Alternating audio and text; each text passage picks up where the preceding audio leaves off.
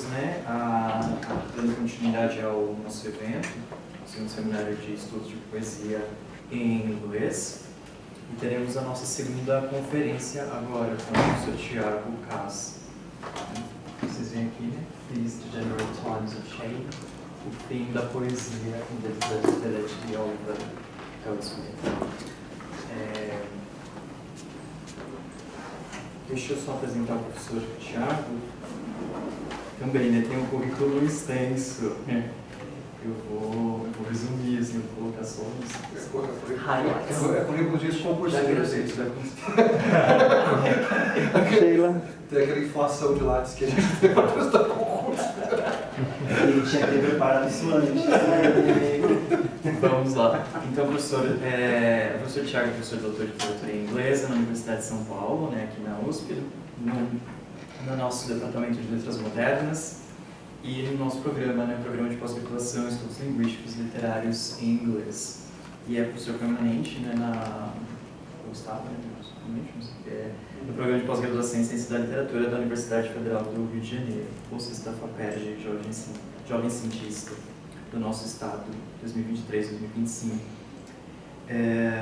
E a pesquisa do professor Thiago, né, trata dos seguintes temas: óssea, gêneros literários no longo século XVIII, 1660 a 1832, literatura e a União Britânica, diálogos literários entre a Grã-Bretanha e o Brasil, diálogos literários entre a União Anglo-Irlandesa e o Brasil.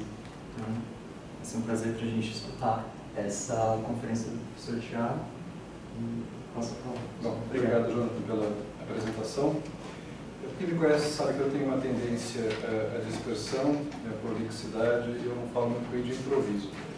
Então eu preparei um roteiro aqui que eu vou mais ou menos ler. Prometo que vou interpor a essa leitura alguns comentários para evitar que vocês caiam no sono, sabe? Mas eu vou falar sobre o poema da década de 1770, poema irlandês, mas eu presumo que ninguém tenha lido, mas eu vou tentar trazer o texto desse poema aqui para a nossa conversa. Bom, nada prepara o leitor para a última estrofe de The Deserted Village, do irlandês Oliver Goldsmith, aqui no retrato de Sir Joshua Reynolds. E por que nada prepara o leitor para a última estrofe desse poema? Porque há uma inflexão no objeto e no modo presentacional da locução poética. Esse é um poema longo, por quase 400 versos, ou seja, depois de quase 400 versos, o sujeito poético por quase 400 versos, o sujeito poético se voltara para o passado e o presente do fictício vilarejo de Auburn. No verso 397, contudo, o sujeito poético se volta sobre si mesmo e declara: "Pondering, here I stand." Algo como "fico aqui a ponderar", ou "fico aqui pensativo, fico aqui pensando." Em meio a seus devaneios, esse eu, esse I, personifica e interpela a poesia, como uma donzela amável e delicada, que, todavia, vê-se ameaçada pela concupiscência ou pelo hedonismo. And thou, sweet poetry, thou loveliest maid, still first to fly when sensual joys invade. O espectro de agressão sexual, contudo, dissipa-se, ou melhor, modifica-se no dístico seguinte. De mera possibilidade, o triunfo do sensualismo converte-se em elemento definidor do presente. Em tais circunstâncias, ou sob a competição de outros prazeres, a outrora virginal poesia transmuta-se para a condição de uma mulher cujos atributos não mais encantam, ou, o que é pior, para a de uma mulher de reputação duvidosa. And fit in these degenerate times of shame to catch the heart or strike for honest shame. Oscilando entre evocações de inocência e de alquebrada experiência, o sujeito poético assume o papel de amante meio amargurado, meio ressentido, meio envergonhado, que depois de levado à ruína por sua paixão, vê-se forçado a abandonar a concubina, ou manteuda, para a execração pública. Dear charming nymph, neglected and decried, my shame in crowds, my solitary pride, thou source of all my bliss and all my woe, thou foundest me poor at first and kept'st me so, thou guide by which the noble hearts excel, thou nurse of every virtue, fare thee well. A interpelação a uma poesia antiteticamente virginal e depravada é o inesperado fecho de um longo poema sobre uma comunidade rural, na qual todos os habitantes emigraram para as Américas. Era um vilarejo que, na infância do sujeito poético, prosperava num perfeito equilíbrio entre trabalho, lazer e o que chamaríamos hoje, com anacronismo, de preservação ecológica. Caminhando por bosques ensombrados, o sujeito poético contemplava as águas cristalinas do riacho e a atividade do moinho às suas margens. Acompanhava as danças e os folguedos dos namorados. Ouvia os gansos a grasnar no lago, o grito das crianças saindo da escola e o canto das leiteiras. Era uma vida, assegura-nos o nostálgico sujeito poético, em que o trabalho não era percebido como um fardo. Sports like these, with swift succession, taught even toil to please. No presente da elocução poética, não há mais brincadeiras ou trabalho. O trabalho que é, lembrem-se, agradável. Na lavoura.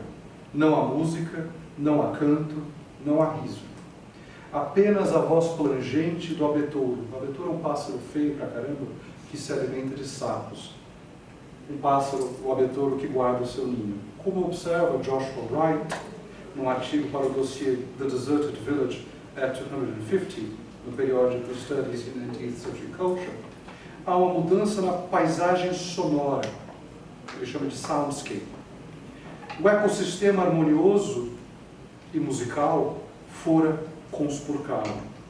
A água, antes corrente do riacho, agora empoça, estrangulada, choked, com galhos e caniços.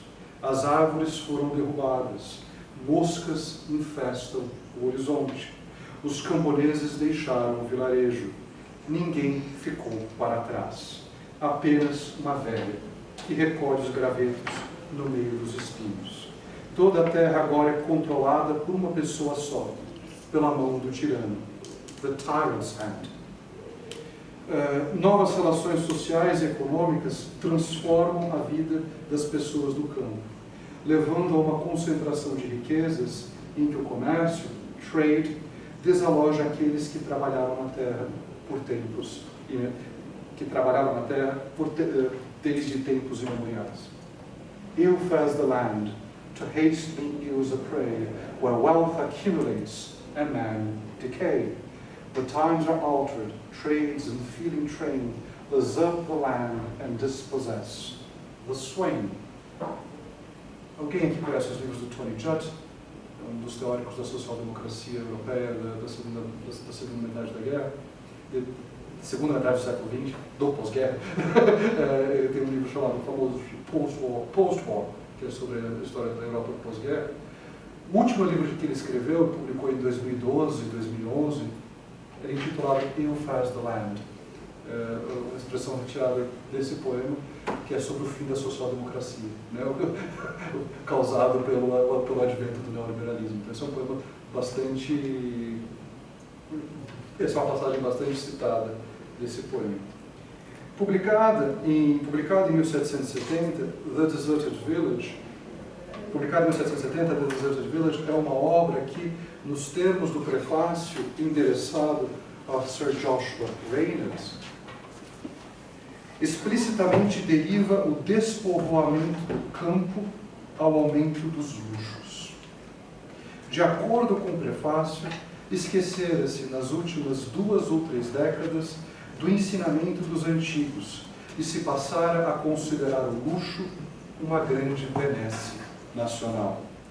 Goldsmith se declara um antigo empedernido. o luxo seria a causa da queda de muitos reinos, porquanto introduz toda sorte de vício e depravação. Embora atribuída aos antigos, a tópica de que o fausto e a opulência corroíam o tecido social da polis era, como demonstra David Spadafora no clássico The Idea of Progress in 18th Century Britain, bastante disseminada no século. Essa ideia de que o fausto e a opulência corroíam o tecido social da polis era bastante disseminada no século XVIII. Então, julgavam-se os padrões gerais na sociedade e moralidade com base em padrões de consumo. E declarava-se que quando a economia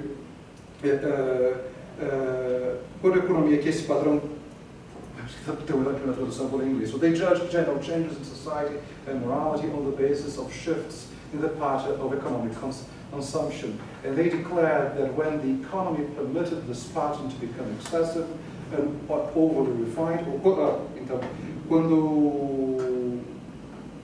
e declarava-se que quando a economia permitia que esse padrão se tornasse excessivo e demasiado refinado, faltou permitir aquilo, as notas, por isso que não fazia sentido, as nações perderiam seu equilíbrio e seu espírito de patriotismo, colapsando internamente como se sofressem tuberculose. E aqui tem um trocadilho, né? Consumption é tuberculose. Né? Então, economic consumption produz consumption, produz tuberculose. Paradoxalmente, a prosperidade, portanto, antecederia e causaria a decadência. Bom, essa tópica, né, de que o luxo corrói o tecido social da polis, era uma tópica que também perpassa os escritos do próprio Goldsmith, para além de The Deserted Village e seu prefácio a Joshua Reynolds.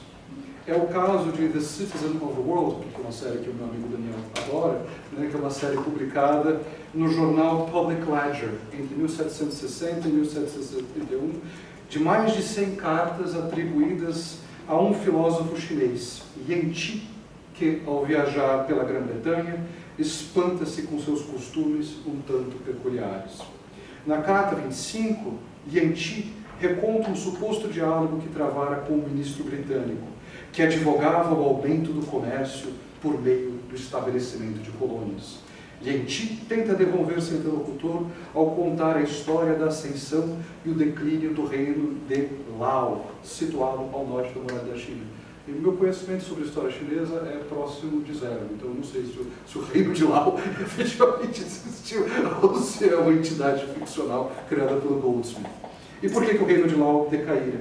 Porque frequentemente, como o ensino de Yan Qi, ele aprendeu que frequentemente aumentar o império diminui o poder, que países são mais poderosos quando internamente fortes, que as colônias, ao sugarem os bravos e os empreendedores, deixam o país nas mãos dos tímidos e avarentos, e que comércio demais pode ferir uma nação, assim como comércio de menos. Quase um truquista, né?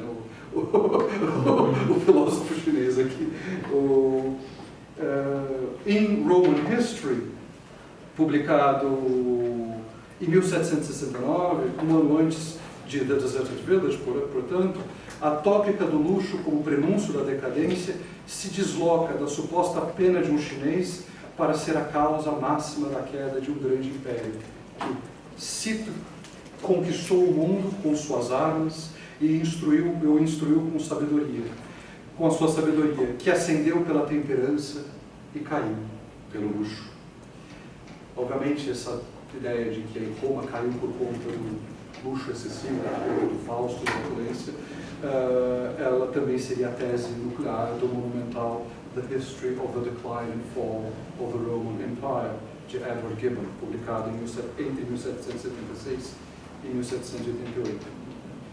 Obviamente, essa tópica do luxo refigura em imagens e em terminologia moralizantes a percepção de um profundo desarranjo social, ou the real social pressures of the time, na formulação de Raymond Williams, encetado ou encetados pela sedimentação do sistema capitalista, aqui definido pela metonímia trade, né?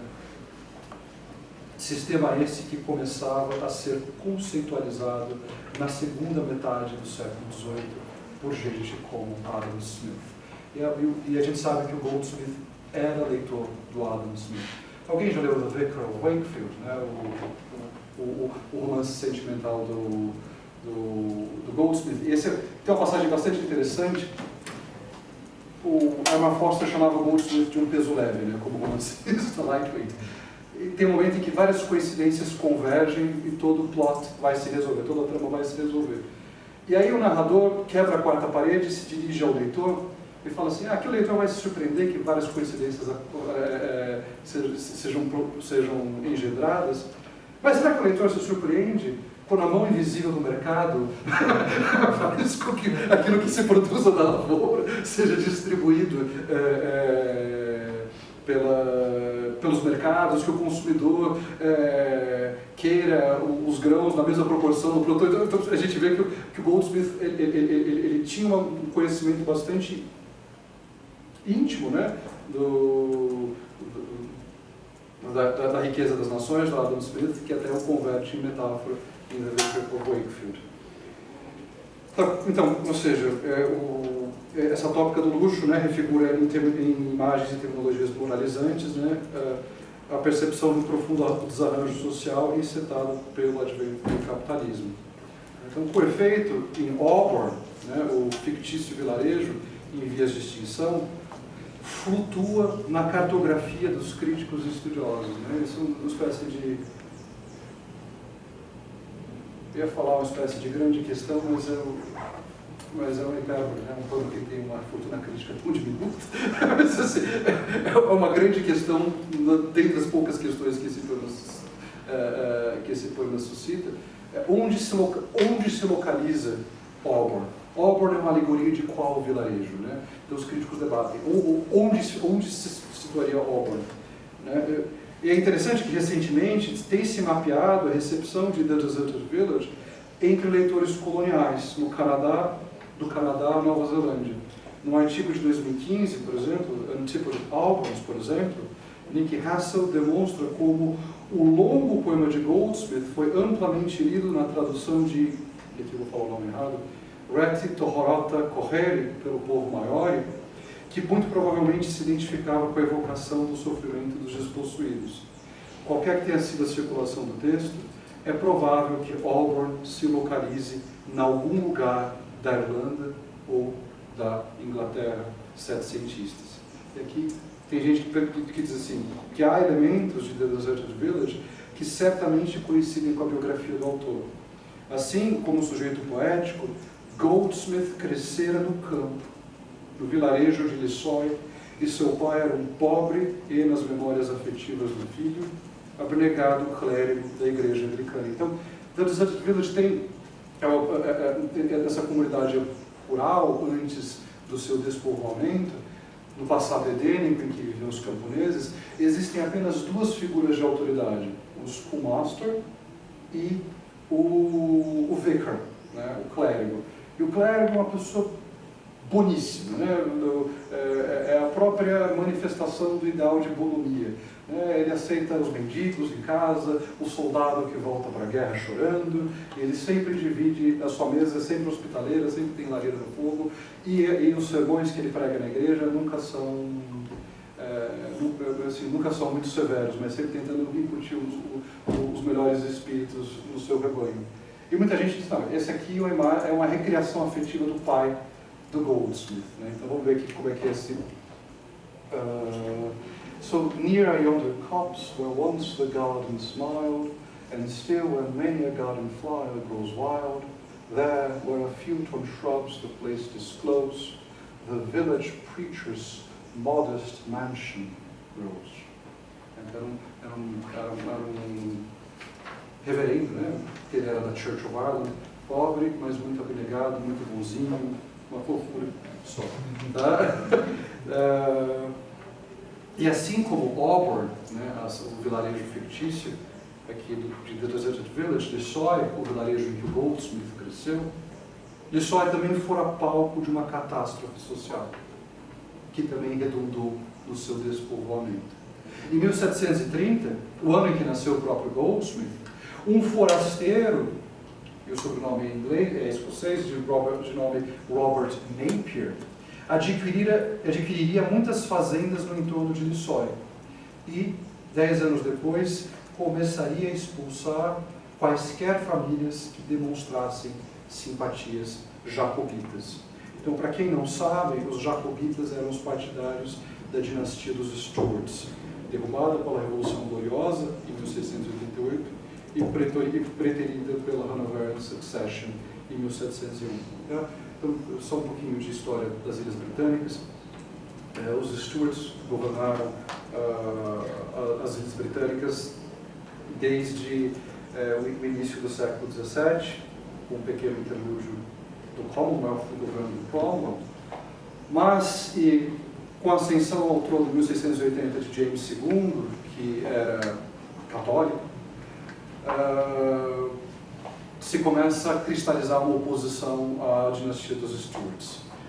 Quando se descobre que a mulher do James está grávida, né, e que vai nascer um menino, todo o establishment, tanto da Escócia quanto da Inglaterra, organiza um golpe de Estado, uma revolução, na verdade, em que eles convidam o genro do James II, William, que era o estadúter da Holanda, né? A Holanda era uma república aristocrática, e casado com a Mary, a filha mais velha do James, a invadir as Ilhas Britânicas e derrubar o governo de James II. James foge, né? Ele tem um ataque de pânico, ele é uma pessoa sem nenhuma coragem física, parece que o nariz dele começa a sangrar assim, quando ele descobre a invasão. Ele fala, "Oh God, even my children have deserted me." Ele fala. E ele foge para a França e se estabelece o governo de William and Mary. Quando os dois saem de cena, a irmã mais nova de Mary, Anne, ela ascende ao trono. Só que Anne, ela tem 14 filhos ao longo da sua vida e nenhum herdeiro viável. Todos morrem durante a vida dela. E o sistema britânico chega em paz. Em tese, o herdeiro deveria ser então esse filho mais velho do James II, que foi derrubado. Esse aqui seria James III. E as pessoas que são favoráveis ao James III são conhecidos como jacobitas, porque Jacobite vem de Jacobus, de James em latim. Só que em 1701 se faz a sucessão hanoveriana, em que se pulam mais de 30 herdeiros prováveis e se chamam a dinastia de Hanover, George, para suceder a rainha Anne. E aí você cria uma espécie de disputa política nas Ilhas Britânicas entre os partidários da dinastia de Hanover e os partidários da dinastia dos Stuarts, também conhecidos como jacobitas. Há dois levantes jacobitas em 1715 e depois haveria outro em 1745. Tem gente que diz que o Goldsmith tinha simpatias jacobitas, porque ele era um Tory, ele era um conservador. Mas, então, o que é...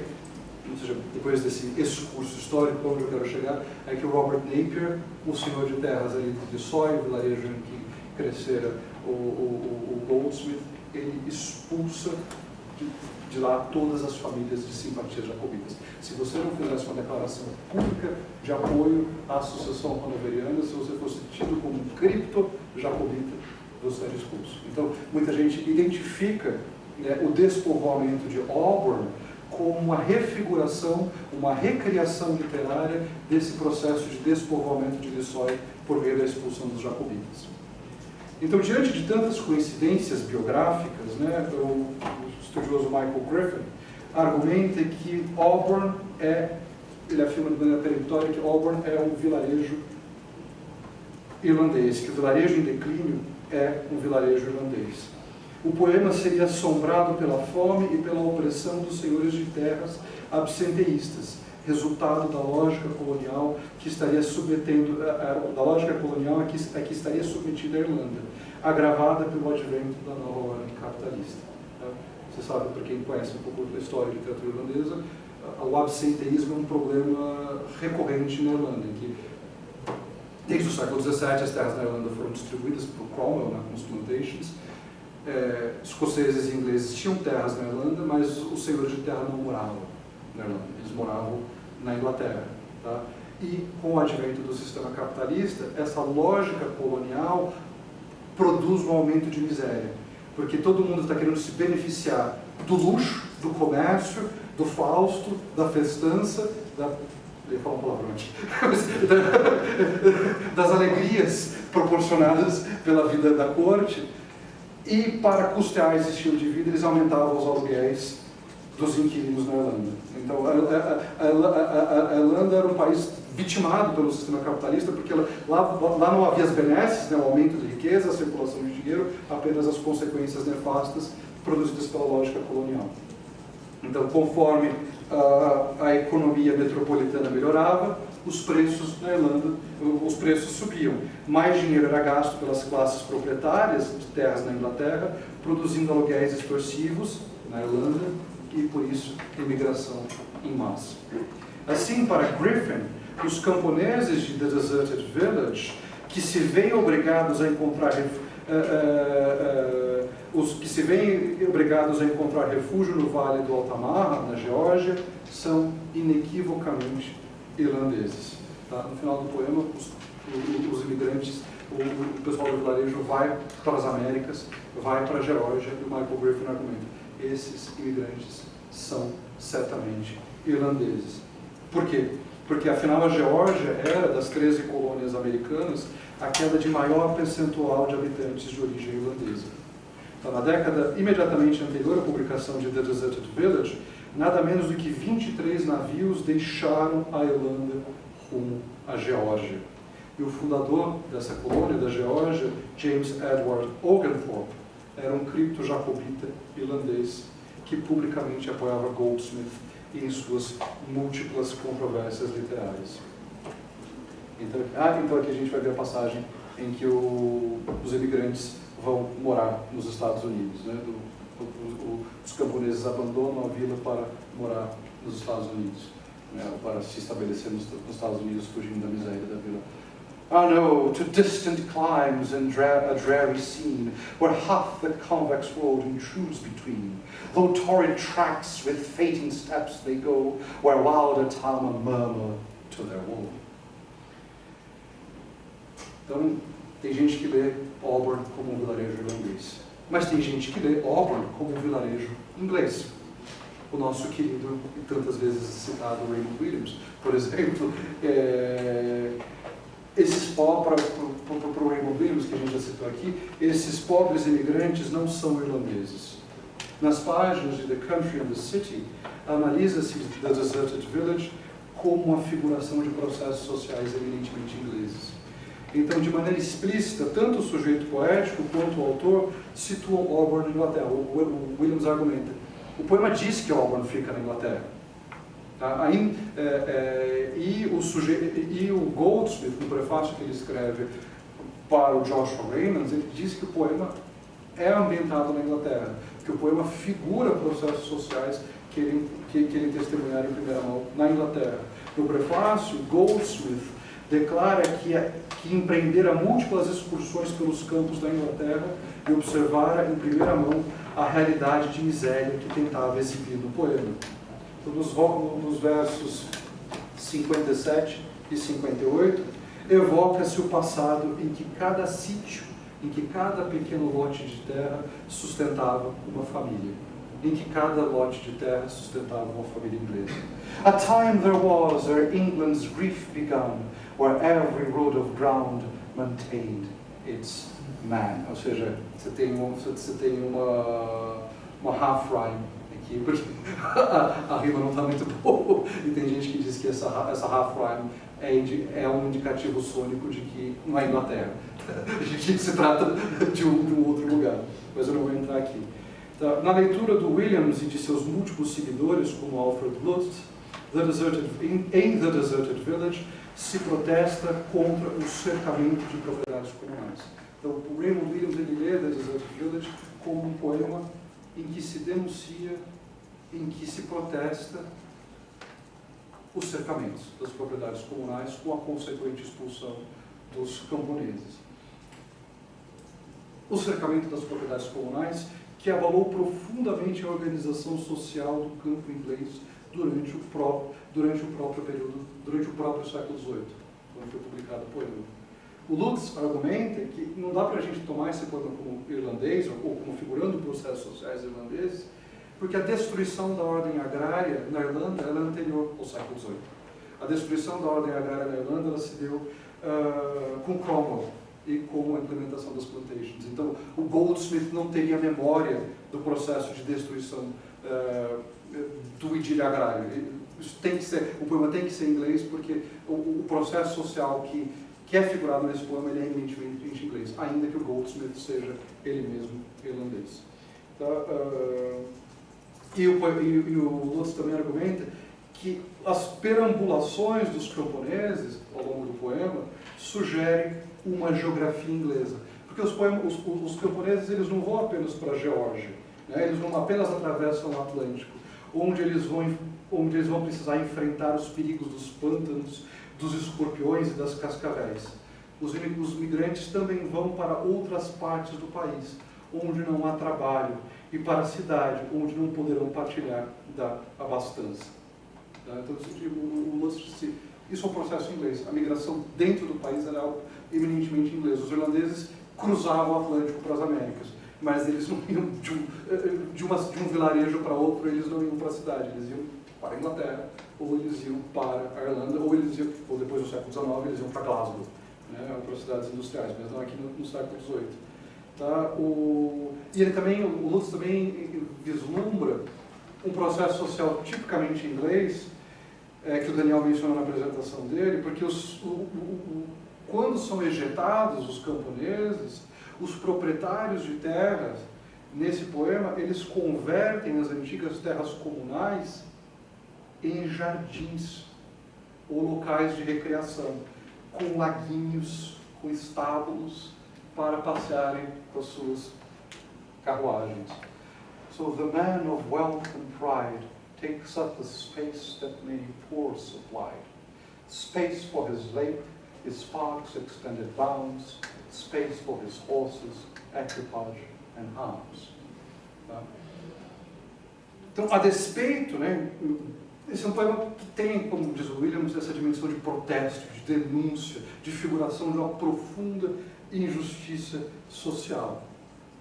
Mas eu acho que se faz um desserviço a esse poema se nós o lermos apenas como um panfleto, como uma denúncia, como um poema de protesto, de uma maneira sintomática, prestando apenas atenção aos processos sociais que são figurados.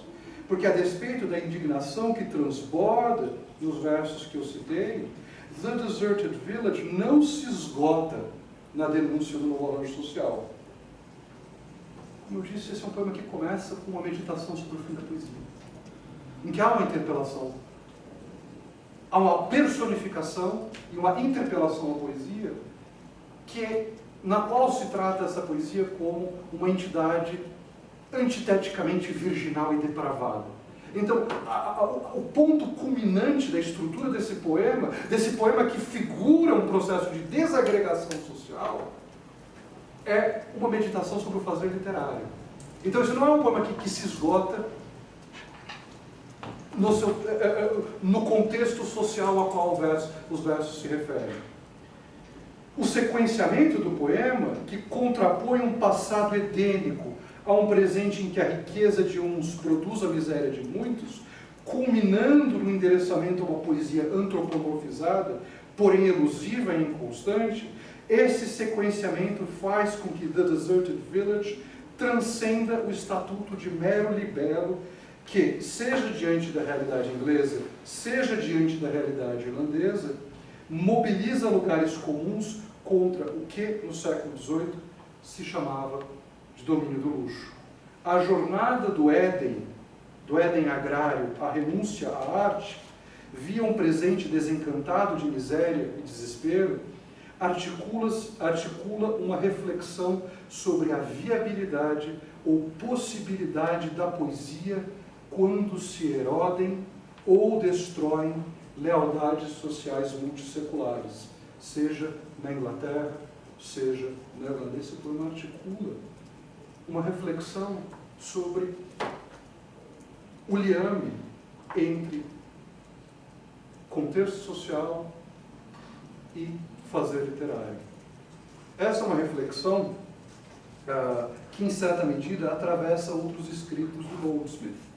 Em 1760, num ensaio publicado para a British Magazine, intitulado The History of Carlyle, The Last Irish Bard, Goldsmith já se confrontara com o desaparecimento de práticas e artes populares, cuja potência jamais poderia ser recuperada por meio dos livros. Carlyle, apresentado como o maior e último dos bardos irlandeses, morrera há pouco, vitimado pela bebedeira. É a melhor morte possível, né? Morrer bebendo. Morrer bebendo. E na verdade o Carlyle morre porque fazem uma aposta com ele de que ele não é o maior beberrão de todos os tempos. Então, não, eu sou. E ele vai e bebe até morrer. Assim. Ele realmente merece uma homenagem, né? O Carlyle. Tá, E Carlyle é apresentado nesse ensaio como o último remanescente de um tempo em que os irlandeses não eram maculados pelo intercurso com hábitos e línguas estrangeiras, quando veneravam os bardos e os convidavam para funerais para que, com suas harpas, celebrassem os feitos dos que se foram. Como observa Fiona Stafford, para Goldsmith, o antigo sistema social oferecia ao bardo múltiplos papéis sociais, como alguém que entretém, como um moralista, panegeísta ou arauto político. Quando esse sistema social deixa de existir, mudam o status e as ressonâncias da poesia e das artes. Em The Deserted Village, internaliza-se o desaparecimento de práticas tradicionais da poesia por meio, na formulação de Raymond Williams, de uma identificação negativa. O desnudar-se e o sofrimento do escritor em sua própria situação social são identificados com os fatos de uma história social para além dele. A história social da comunidade de Auburn se converte, ela também, na história social do sujeito poético e, no limite, do próprio autor e da sua arte. O Goldsmith ele era perdulário, em vez por outro era trancafiado na prisão de devedores. Como veremos, essa identificação do sujeito poético com a história social, nesse poema, ela não é apenas declaratória. Tampouco se esgota no encadeamento de temas. De maneira mais interessante, essa identificação do sujeito poético com a história social figurada no poema, ela se inscreve no nível da forma. Ela escreve no nível da forma esse liame pouco evidente à observação científica entre ordem social e as possibilidades da poesia. Então eu vou demonstrar para vocês alguns procedimentos formais desse poema que evidenciam para o leitor essa ligação indissolúvel entre processo social e o fazer poético, por meio do qual se internaliza a dinâmica da história social marcada pelo advento do capitalismo e desagregação das comunidades tradicionais, e como elas demonstram para o leitor no nível da forma que a poesia depende de uma ordem social específica. Mudando-se a ordem social específica, mudam-se as condições de possibilidade e de viabilidade do fazer poético. Então eu vou demonstrar 3 eixos em que se formaliza esse processo de internalização. Os 3 eixos de The Deserted Village, passado edênico, presente miserável e apóstrofe personificação da poesia, se conectam por meio do uso constante e sutil de figuras de linguagem como repetição e, principalmente, o poliptóton. O que é o poliptóton? O poliptóton é a repetição da mesma palavra ou raiz em funções ou formas gramaticais diferentes. Mais precisamente, termos como charms, charming, como fly, fled, flight, love, loving, loveliest, recorrem ao longo de todo o poema, demarcando pela sua reiteração as clivagens ou dobradiças entre cada eixo do poema. Então, aqui um exemplo bastante interessante é que a transição do pretérito de abundância, em que o trabalho era prazeroso, para a miséria dos cercamentos, é quase que um masterclass em como produzir descontinuidades por meio de continuidades. Notem como a reiteração de charms, sweet, fled e sports demarca o hiato entre o passado esdênico e o presente desolado. Então veja só, com as mesmas palavras, pela mesma reiteração das mesmas palavras, demarca-se a diferença. Pela identidade, explicita-se a diferença. These were thy charms, sweet village, sports like these with sweet succession taught even toil to please. These round thy bowers where cheerful influence shed, these were thy charms, but all these charms are fled. Sweet smiling village, loveliest of the lawn, thy sports are fled, and all thy charms withdrawn. Amidst thy bowers the tyrant's hand is seen, and desolation saddens all thy green. Então vejam, charms, charms, sweet, sweet, bowers, bowers, sports, sports, as mesmas palavras, é o mesmo território, é o mesmo espaço, mas a continuidade do espaço ela é apresentada pelo signo da diferença. Pela reiteração de charms, de sweet, de fled, de sports, a gente visualiza a diferença entre o passado edênico, o passado de abundância, o passado em que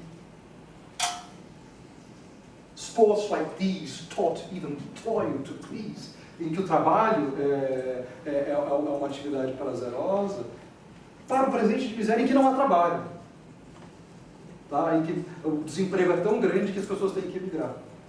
A continuidade produz diferença. Está visível isso ou está soando como viagem? O uso da continuidade, da repetição para demarcar a diferença. As mesmas palavras evidenciam o hiato, o buraco, o fosso intransponível entre os dois eixos temporais. Tá? E vejam, então, essas mesmas palavras, aqui a gente está entre o verso 31 e 38. Tá? Nessas mesmas palavras,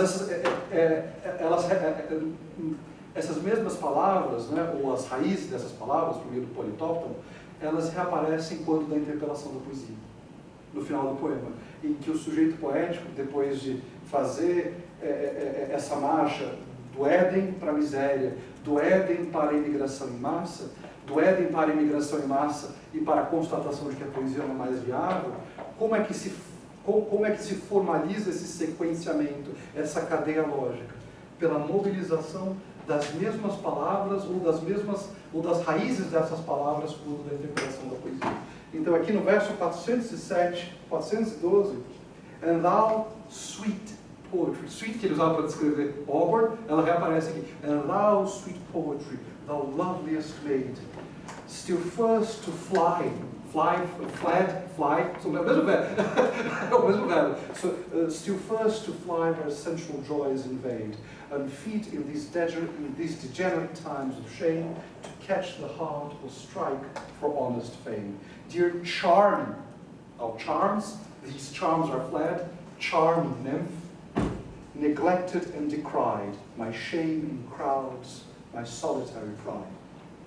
Tá? Então, a repetição, o politóton, a repetição modificada das mesmas palavras, ou de palavras das mesmas raízes, explicitam, no nível do léxico, a ligação entre cada um dos eixos desse poema. Passado edênico, presente miserável e o futuro em que a poesia não mais será possível.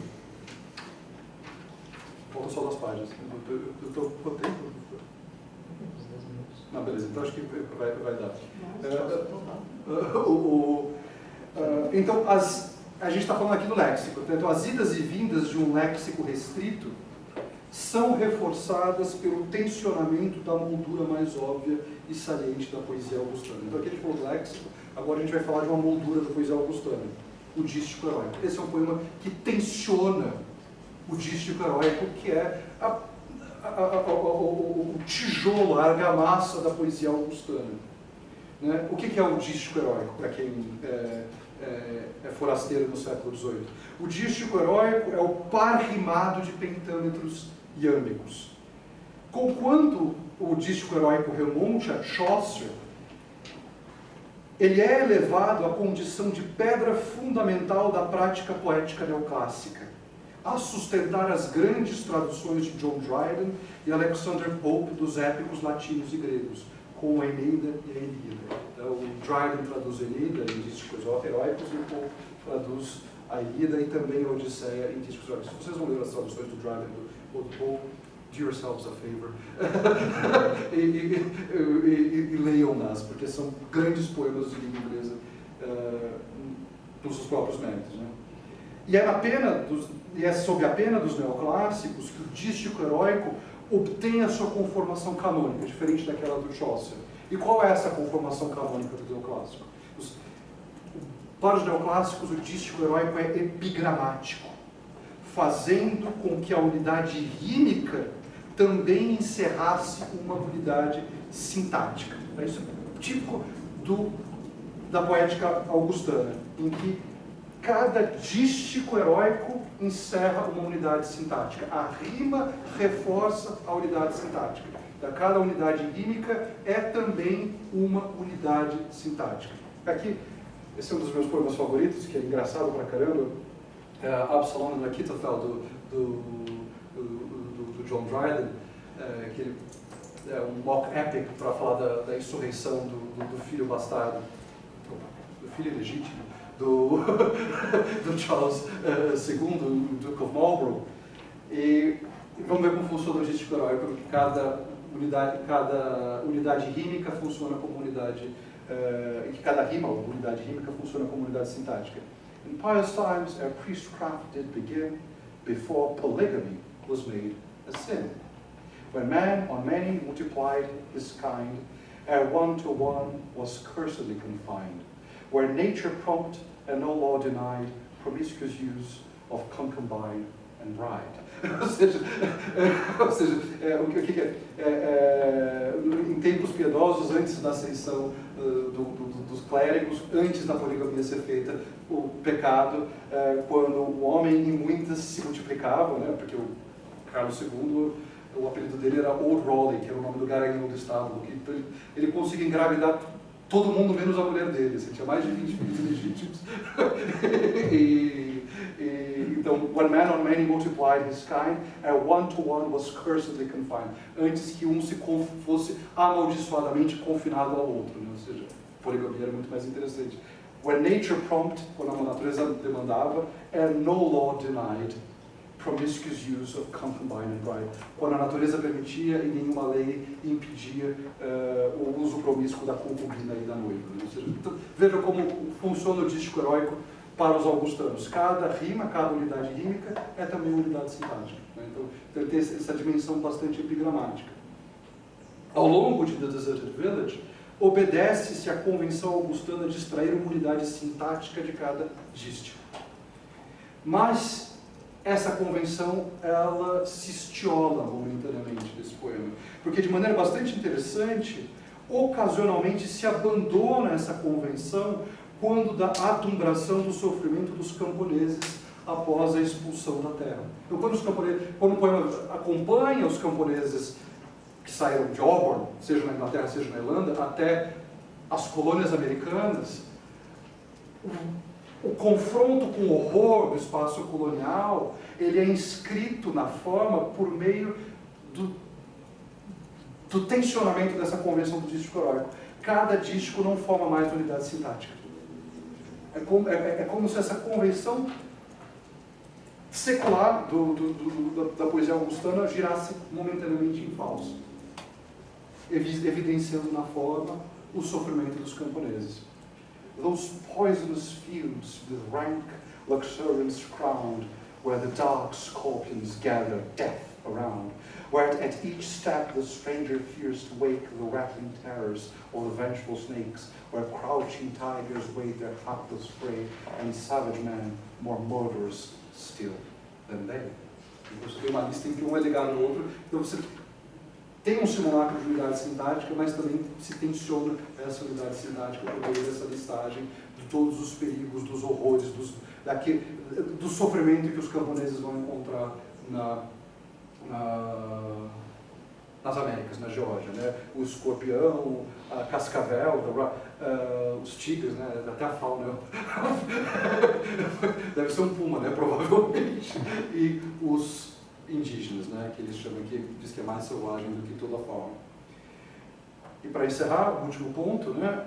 Se o tensionamento do dístico heróico formaliza a consciência da historicidade da prática poética, essa consciência é ainda mais evidente pela maneira como o poema de Goldsmith vira do avesso o sistema de gêneros literários que até então parecia regular a poesia augustana.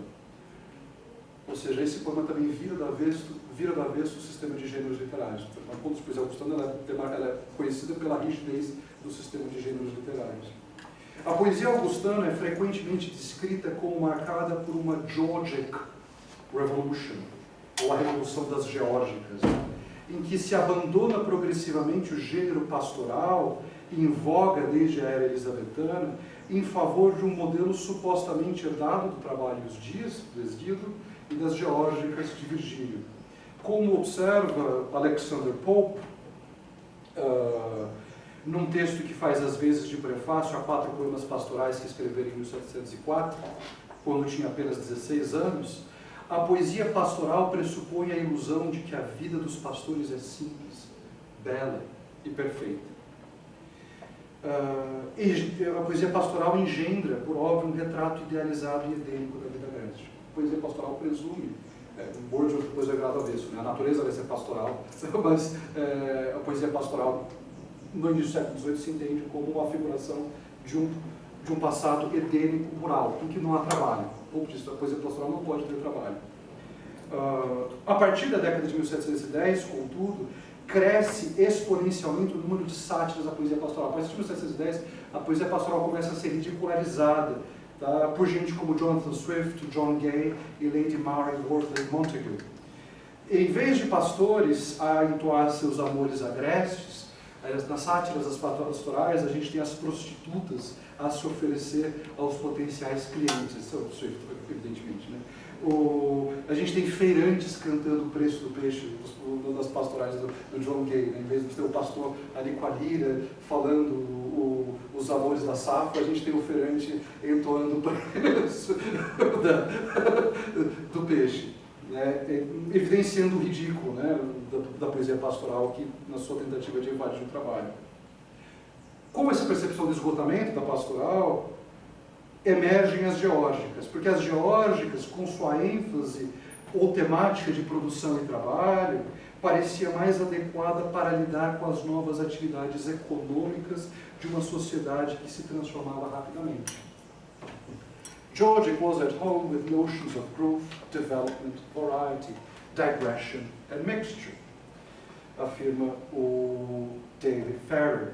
E talvez o poema inaugural dessa tradição geórgica que não sei se vocês conhecem, é o do John Denham's Cooper's Hill, se vocês quiserem dar uma olhada, mas certamente o poema mais famoso da tradição geórgica é Winds of Forest, de 1713, do já citado Alexander Pope.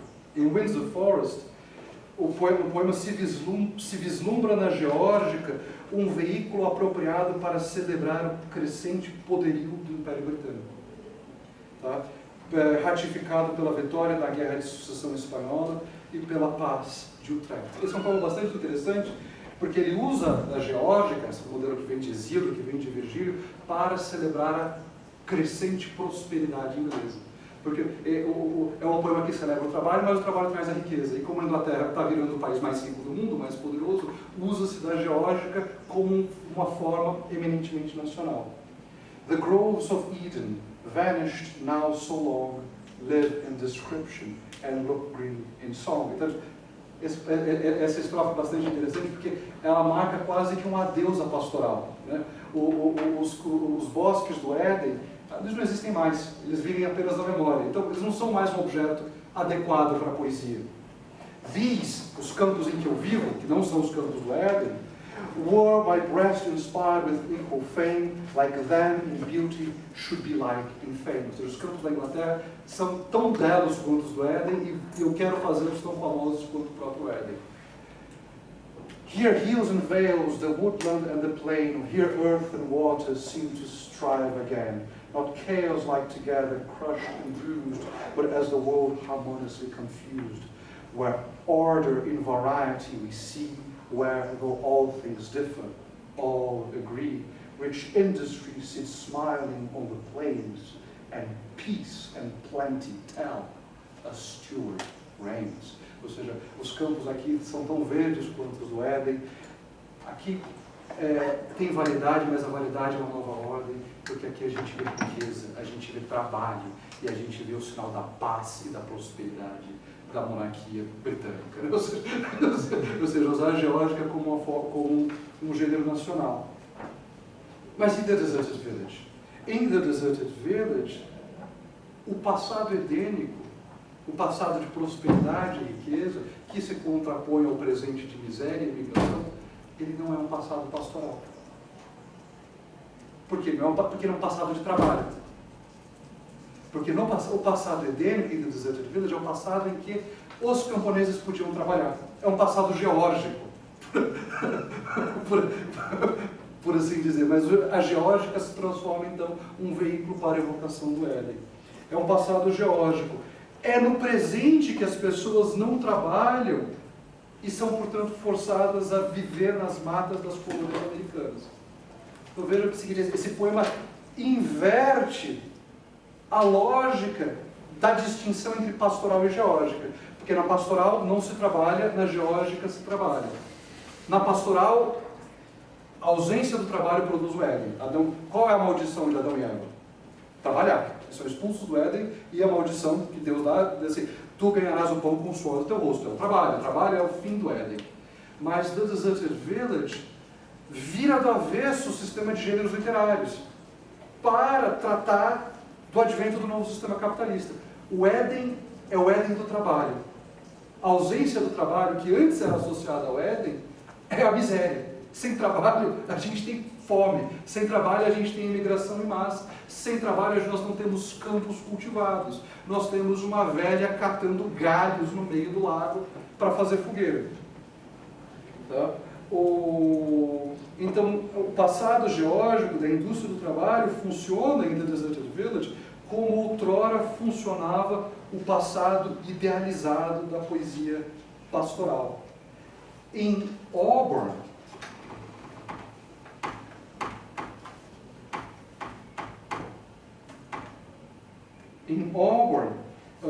toil, a labuta, é agradável, é um esporte, quase. Tá? It pleases, ela agrada. Tá? Então, para usarmos, então, o que eu acredito que a gente tem aqui, a gente tem essa inversão. O poema, para formalizar